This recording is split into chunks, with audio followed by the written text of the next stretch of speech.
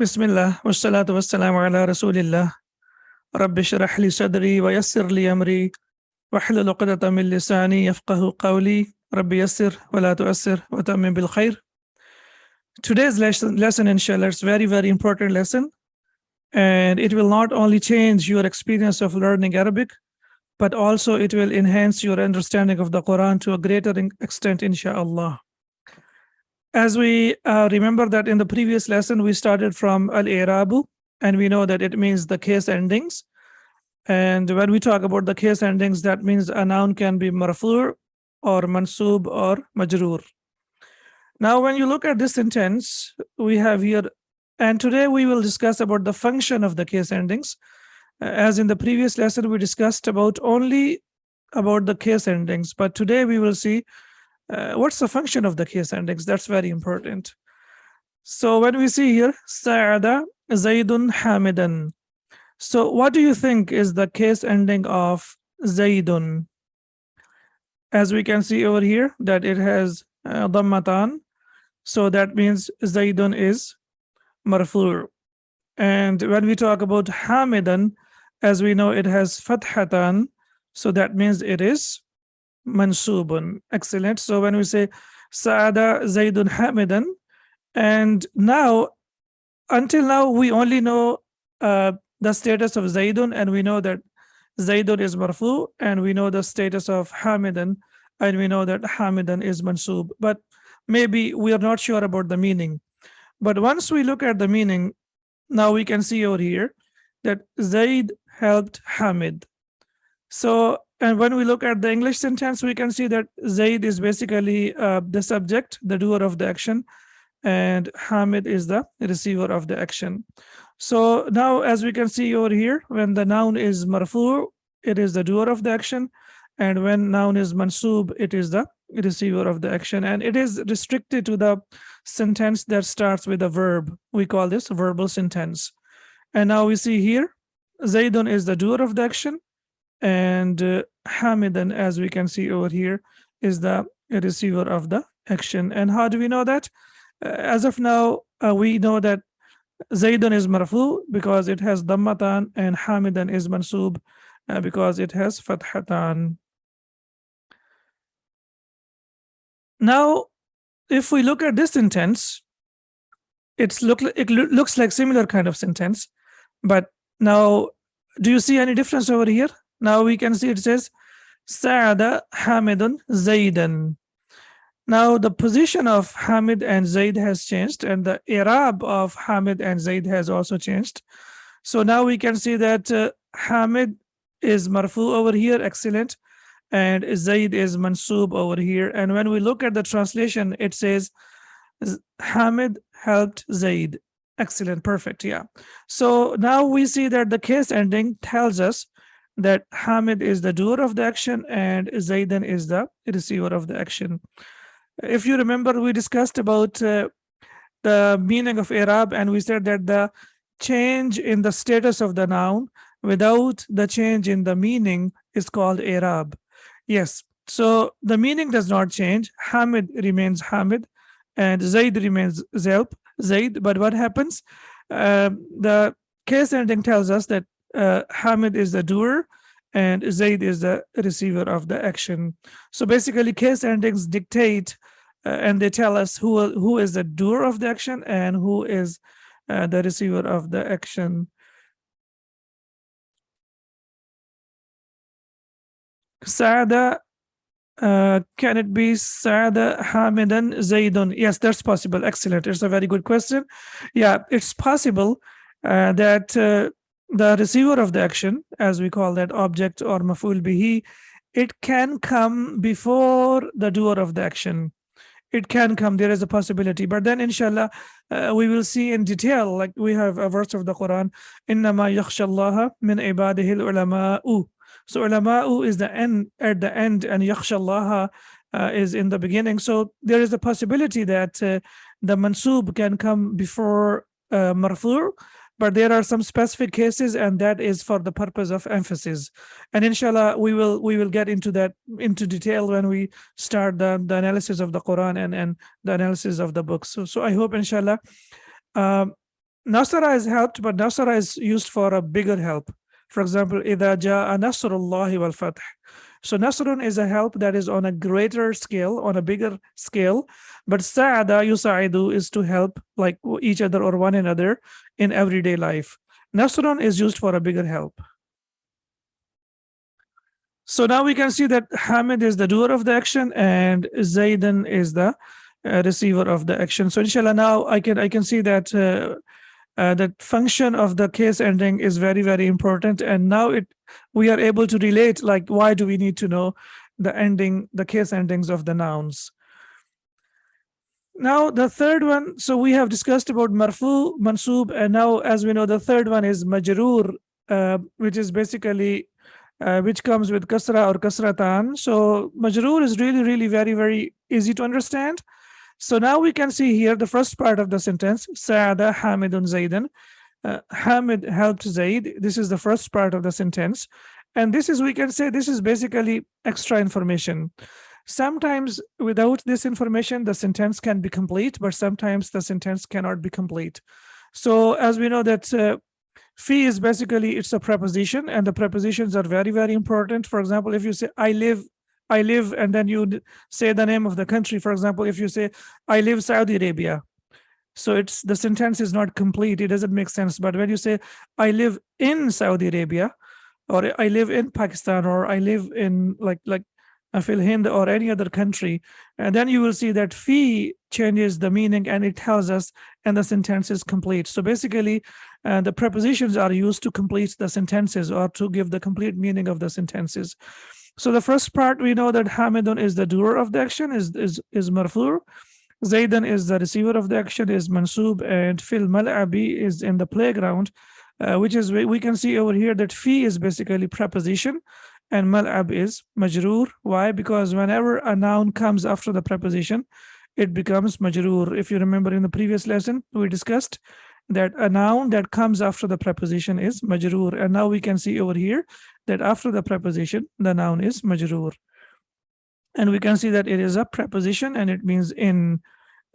So the easiest thing to read in Arabic language and the easiest thing to find the case endings is when we talk about the prepositions, because we know that after the preposition, the noun is going to be majroor. It will always be majroor. So the only thing that we need to focus on is to figure out who is the doer and who is the receiver of the action.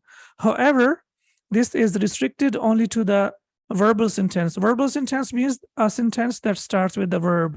As we can see over here, Sa'ada is to help. So it starts with the verbal sentence. Yes, the noun after the preposition will always be majroor. However, the case endings, inshallah, we will discuss in the when we proceed into the lesson. The case endings will differentiate, will be different, but the noun will always be majroor after the harf jar. It's jumlatun fi'liyatun, exactly, because it starts with a verb. Yes, inshallah, we will discuss about types of sentences in the next lesson. So today I would like you to focus only on the case endings and the function of the case endings. Excellent, alhamdulillah. So now here it is a summary over here. So when we say Sa'ada Zaidun Hamidan, can you please translate it quickly in the chat? So Sa'ada Zaidun Hamidan, so it will be, the translation will be, who is the helper, who is the doer of the action? Zaidun. And who is the receiver of the action? That is Hamidan. So it will be Zaid helped Hamid. But when we look at the second sentence, it will be Sa'ada Hamidun Zaidan. Now we can see that the doer has changed, and then similarly, the receiver of the action has also changed. So we can see here that Hamid helped Zaid. And now in this sentence, Hamid is the helper, Zaid is the receiver, and now we can talk about the place where he has been helped, and we know that Hamid helped Zaid in the playground. Fil mal'abi, fil madrasati, fil bayti, fil masjidi. It can be any place where a person can help any other person. Excellent, perfect, yeah. Okay. Now, as we know that always our target is to learn the Quran, and we have to relate it, everything that we're learning, we have to find examples from the Quran. So now look at the example from the Quran, and please tell me about the status of Dawood alayhi salam and the status of Jalut. So we have this verse of the Quran, Surah Baqarah, Qatala Dawudu Jaluta. Excellent. Perfect. So we can see over here that Dawood alayhi salam is the doer of the action, is marfu, and Jalut is the receiver of the action. Action is mansub. And how do we know? From the case endings, we can see that this is marfu and this is mansub. Excellent. So now you can see, you can relate it, like everything that we are learning, you can relate it to the examples of the Quran that we have in the Quran. So this example we can see over here.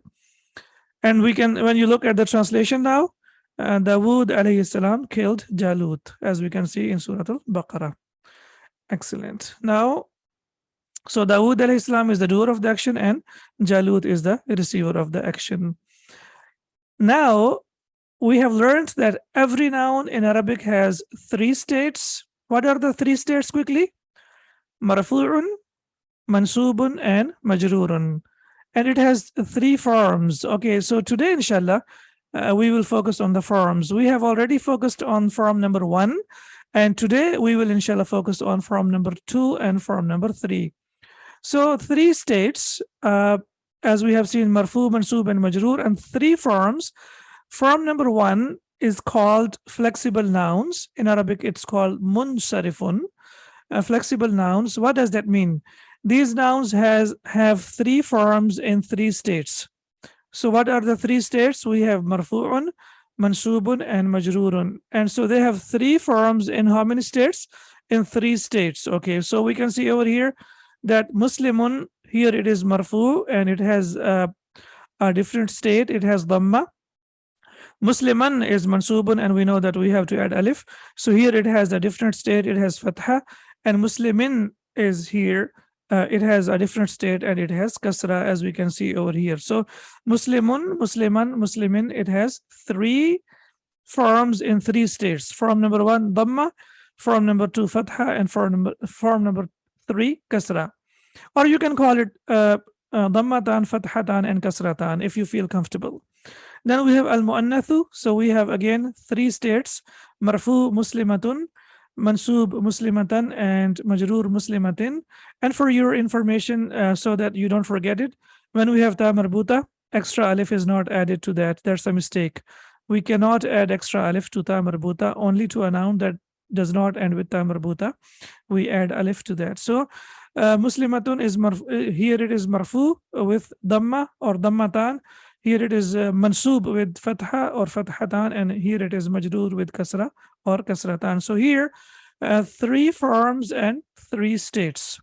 So what do we call them? We call them munsarif, and for your comfort, I have translated it as flexible nouns. So they are flexible. They can be changed as mansub, majroor, and mansub. Excellent. Now, before we move on to the next 2 forms, let's have an introduction to the prepositions. Like, what are prepositions? As we discussed, it's very important to know about the prepositions, because we have seen that the doer is marfu and the receiver of the action is mansub, and after the preposition the noun is majroor. So we need to know some of the prepositions so that we can move on. So what do we call them? We call them al-huruf al-jarru. Jar. Okay, so the meaning of al-jarru is to drag, as we discussed in the beginning of the lesson, in the previous lesson. In grammatical context, these particles means these huruf al-jar. So you know that in the beginning we learned about the huruf. Those are construction letters. They are used to make words, but these are huruf, but we call them particles because they have their own meaning. Change a noun from nominal case marfu'un to genitive case majroorun. So what they do, they say, okay, you are marfu, fine, but I have got some power. So that's why we call them amil, that I have got some power. And what I will do, I will change your case ending from marfu to majroor. Case ending only, please focus on that. So lafz al-jalala, Allahu, but when we have a preposition before that, li, then the case ending of lafz al-jalala changes into kasra and it becomes lillahi. And we have in the beginning of Surah Al-Fatiha, Alhamdulillahi Rabbil Alameen. So we can see over here that the original case was marfu, it was nominal, but harf jar came, li, and what did it do? It changed the ending from marfu to majroor. Similarly, we have al-Qur'anu. We can see that it is marfu And when we have harf jar before it, fi, and then what happened? The ending changed from anu into ani fil Qur'ani. So now we can see over here it has changed into fil Qur'ani. Four prepositions we can see over here, very common prepositions. There are total 17 prepositions in Arabic language, and 11 of them have been used in the Quran. And from 11, inshallah, you can see that 4 of them we are going to learn by today. So bi means with, or it means in. So as we start with ta'awuz and tasmiyah, so we say a'udhu billahi minash shaitanir rajim, bismillahi. So you can see that after ba, lafdh al-jalala becomes majroor, as we can see over here. Okay, and then we have li. Li means for, as we have seen over here. Lillahi, so alhamdulillah, praise is for Allah subhanahu wa ta'ala. Ila means to, ila, and ala is with ain, it means on. So these 4 prepositions, please memorize them, write them down. They are very common and they are used a lot in the Quran. Be is the most commonly used preposition in the Arabic language. So these prepositions are very, very common. So inshallah, now you know that after the preposition, the noun becomes majroor. And the reason why we need to know that, we know that marfu, a noun has is the doer of the action, mansub is the receiver of the action, and after the preposition, the noun becomes majroor. So this was a brief introduction to the prepositions, al-huruf al-jar in Arabic, where we have learned about bi, li, ila, and ala, and also we have learned about the first 3 states and the first 3 forms of the noun. And inshallah, when we move on to the next lesson, we will discuss about the next 2 forms of the noun, where the noun will be ghair munsarif, which is partially flexible, and the noun will be fixed, which is mabniyun. سبحانك اللهم وبحمدك أشهد أن لا إله إلا أنت أستغفرك وأتوب إليك. السلام عليكم ورحمة الله وبركاته.